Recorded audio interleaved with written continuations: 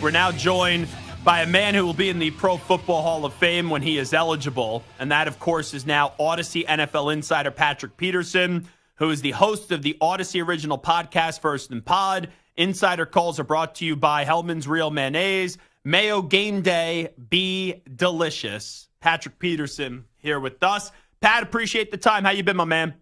Man, I've been doing great, Zach. And yourself? I've been fantastic. Can't complain. Let me start you off with the team that you last played for, and that's the Steelers. They had this whole conversation, when do you put Russell Wilson back on the field? I kind of been approaching it that I want to keep on seeing Justin Fields play, but I feel like Mike Tomlin is inevitably going to go back to Russell Wilson at some point. Give me your analysis on the Steelers quarterback controversy. I think at some point, Coach is going to go back to Russell, just depending on what happens, this week and moving forward. This is the first week that Russell was able to participate in, full participate in practice. So that's a sign that he's getting much healthier than he has been. But, it's kind of hard for Justin, not to continue to be the starting quarterback if he's winning ball games. So you don't never want to take the football out of a hot hand. But Coach is one of the best to do it. He knows when the proper time is, if it is the proper time to make a quarterback change. He's been doing that for the last 5-6 years, with the quarterback room. So he's familiar with the situation. I trust that he'll make the right decision for his football team to help those guys go out there and continue to compete. When I look at the AFC North, I know the record may not indicate it, but I do think the Ravens are the best team in that division. Yep. As a defensive player, and you being a great defensive player in this league, a 3-time first-team All-Pro, an All-Decade team member, how would you even approach the Baltimore Ravens right now with what Lamar and Derrick Henry are doing? Man, it's so tough right now because Lamar is starting to become a much more efficient passer. We already know what he can do with his legs, so he's a monster in himself, and now you're adding another future Hall of Famer to their roster at the running back position in Derrick Henry, and now he's the leading rusher in the NFL, which he has been, during the last couple of seasons throughout the NFL season. So it's hard to game plan for those guys, man. The only thing that you got to hope for is that they have an off day. They have an off day, and their shoelaces are a little loose and not tied up correctly to where they can, run the ball all over the yard.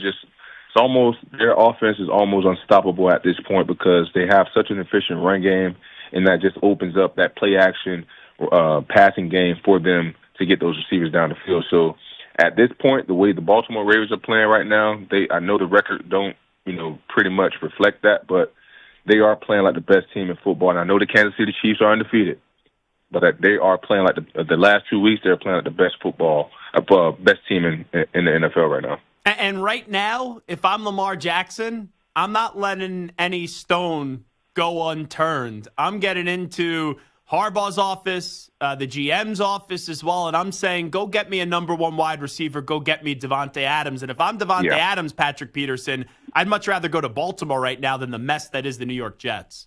No doubt about it. That's probably the best scenario for him, especially knowing Devontae playing golf with him in the off season. He want to have an opportunity to win a championship, and if the Baltimore Ravens are able to pull that trade off, they'll probably be the Super Bowl favorites. Because now they'll have a dynamic, weapon at each level at the skill position. So that'll definitely make their offense that much more unstoppable. But we'll see what happens here in the next couple of weeks before November 5th. Yeah, and I follow you on Instagram, so I see you're getting out on the links a lot when the weather's still nice. How your golf game been going? My golf game has been going great, Zach.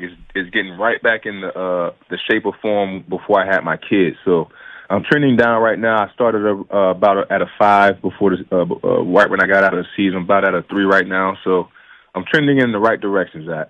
Wow. You make that seem so effortlessly. Like you have a 5 and a 3 hand. I would love to be able to do something like that. I can't even if I'm not 5 over through the first 2 holes, I'm extremely happy, Patrick Peterson.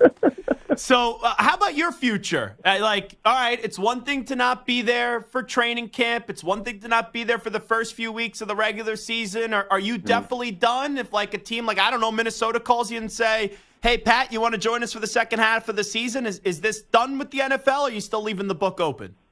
Man, I'm still leaving the book open, Zach. I'm still training. I'm still working out because, my mind is still in it. It's not like I cannot physically, play or I feel like I can't physically give my best. I feel like I still have, enough in the tank to help a team win.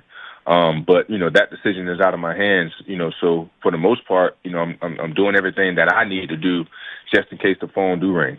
So Kansas City, Minnesota, Detroit, Baltimore. Any of these teams listed, and give Patrick a call is what I'm hearing. Exactly.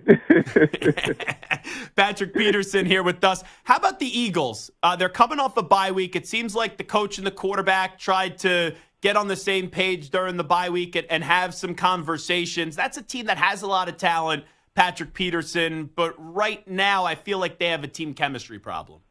Yeah, I definitely see the team chemistry problem, and just Jalen is not playing, Jalen football. He's kind of, trending into what we saw towards the back half of last season, as far as, turning the ball over, missing throws.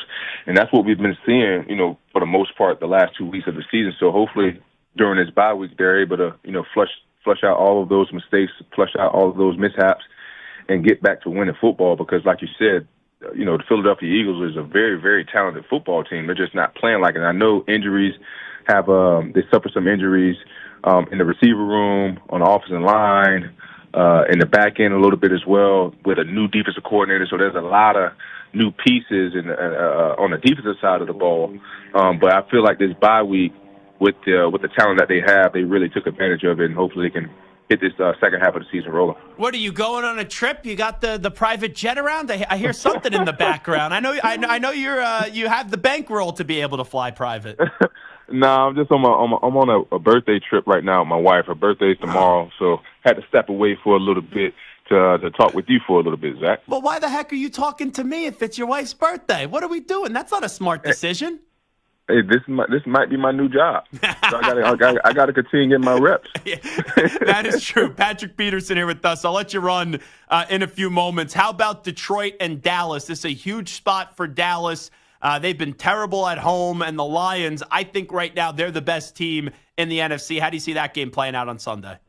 Yeah, this is kind of a revenge game for the Detroit Lions. They felt like they let one slip away. Well, the refs let one slip away from them last note. I think that was Thanksgiving, I believe, down in Dallas. So this is going to be a huge game for both teams. Because Dallas is kind of struggling at home right now. Detroit is trying to reclaim, what they feel that is theirs, which is the NFC. Right now, so it's going to be a great game. A lot is at stake. I believe the Detroit Lions is going to come out on top. Just every time you want to give that inch of hope, and it's a big game for the Cowboys, it just always seem to let you down. So I like the Detroit Lions just because I think it's going to be a revenge game for them, and they're going to give it all they got to remind the Dallas Cowboys that they got away with one last year. So I know the Vikings, they haven't lost the game yet. The Commanders are hot to start the year. Eagles, like we said, have been up and down. Do you feel like Detroit and San Francisco, those are still the two best teams in the NFC, or you go elsewhere? Who are the two best teams in the NFC, in your opinion? The two best teams in the NFC is Minnesota and San Francisco, in my opinion. Just because what Minnesota's been able to do on all three phases, the defense is playing lights out. Sam Darnold is playing at an MVP level. And the special teams has been, just as consistent as the other two units. And San Francisco, they're just beat up right now with the injury bug as well and not finishing games. But this pretty much the way they're starting the season now has been San Francisco MO. Starting the season off slow and pretty much finishing off strong. So, in my opinion, the best two teams in the NFC is the Minnesota Vikings and the San Francisco 49ers. Yeah, and I look at Minnesota. I know everyone talks about Kevin O'Connell, and probably Brian Flores won't get another head coaching job in this league. He should. Which is crazy. Yeah, because of the lawsuit and all that stuff. And, the Tua situation, I think both parties were at fault to some extent. But, man, Flores, what he's been able to do with that defense has been really impressive. No doubt about it. And the way he's been able to confuse the league's top quarterbacks, Hell, Aaron Rodgers threw three interceptions, two in the first half, something that's never happened. C.J. Stroud had probably one of the worst games of his career. Brock Purdy didn't perform well. So all the top teams, he pretty much put a stamp on that game with his defense, and the offense just, pretty much racked up points. So what that defense has been able to do on a week in and week out basis has just been remarkable. And it also have been fun to watch. See Gilmore still out there making plays. Byron Murphy, who I played with in Arizona, out there making plays. Harrison Smith still flying around. Harrison Phillips being an anchor for the defensive line. So in the young pass rushers that they have, I really, really like that team out there in Minnesota. Let's see if they can keep it going. Yeah, I don't know if they need you, man, but I'd like to see you return if you are to Minnesota. I think that'd be fun. Oh yeah, I would like to be there too, man. I know it. I love the coaching staff there. Me and Coach Kevin had the opportunity to build a solid relationship over the 9 months that I was with him. And it's just a great feel and a great organization to be around, great guys to be around and show up to go to work with every day. Insider calls are brought to you by Hellman's Real Mayonnaise. You can purchase Hellman's at your local Walmart, Kroger, or grocery store to add extra deliciousness and creamy flavor to your game day dishes this football season. Before we get you on out of here, Bills and the Jets. You take a look at the Jets. They fired their coach, Robert Saleh. Ulbricht's going to take over. Nathaniel Hackett's been demoted. He's not going to be calling the plays. Is there any optimism here for the Jets, or is this just a bad offensive line, a quarterback looking like he's 40 on one leg, and this team's just not going to meet what people thought they could do this year? Yeah, I don't think the team is going to meet what people thought they were going to do. They can't protect Aaron Rodgers. We all see that he can still spin it, but if he can't protect him, he can't get the ball to his receivers. They're missing the number 2 receiver. The running game is not, really, opening up the passing lanes behind the linebackers for Aaron. So it just, to me, it just seemed like a inevitable situation that's going to get better. But the thing I will say is Aaron, he's one of those guys, when his back is against the wall, he always finds a way to, push the crowd away from him. So it's going to be interesting to see how this all plays out, but I don't think that, that the Jets are going to make any improvement by the coaching changes and, demoting Nathaniel Hackett from the play call. And just going to be, to me, it's going to be too much uncertainty and trying to get back on the same page. But we'll see. That's Odyssey NFL insider Patrick Peterson, host of Odyssey original podcast First and Pod with my guy Andrew Filipponi. I was on that pod for about a week, and then they were like, all right, Patrick Peterson's ready to go to be a star, so we'll say goodbye to Zach. Insider calls are brought to you by Hellman's Real Mayonnaise. Mayo game day, be delicious. Do me a favor, because you're a friend. Next time it's your wife's birthday, don't come on with us, all right? Hey, so just do this for me. Just say happy birthday, Antonique. First name again? Antonique. Oh, Antonique. Happy birthday, Antonique. Thank you. You got it. And you know what? Right, Pat P is the man. The absolute man. He's the best. Have a lot of fun wherever you guys are. Appreciate it. Yes, Thanks sir, so will much. do. There he is. Pat Peterson joining us on the Zach Gelb Show.